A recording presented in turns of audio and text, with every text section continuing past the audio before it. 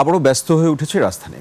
ঈদের দীর্ঘ ছুটি শেষে ফিরছেন কর্মজীবী মানুষ। সকাল থেকেই কমলাপুর রেল স্টেশন ও বাস টার্মিনালে মানুষের ভিড়।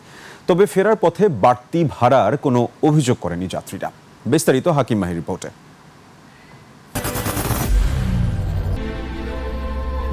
I am Ox. সকাল থেকেই ট্রেনে করে কর্মস্থলে ফিরছে মানুষ। সাপ্তাহিক ছুটির শেষ দিন আজও কমলাপুর রেল স্টেশনে ঢাকাগামী যাত্রীদের ভিড়। ঢাকায় ফেরার পথে আজও ট্রেন যাত্রায় শিডিউল বিপর্যয় ছিল। ঘন্টার পর ঘন্টা অপেক্ষা করছেন যাত্রীরা।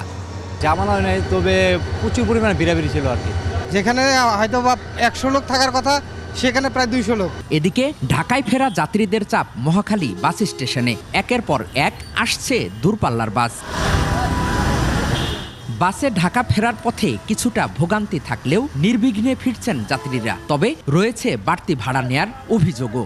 ভাড়া বেশি। কত টাকা? আজকে কত দিয়ে আসলাম? 400 করে আসছি। বাড়তি ভাড়া নেয় নাই, মোটামুটি জার্নি খুব ভালো। বাস যাত্রা আরও নিরাপদ করতে প্রশাসনের নজরদারি আরও বাড়ানোর দাবি যাত্রীদের।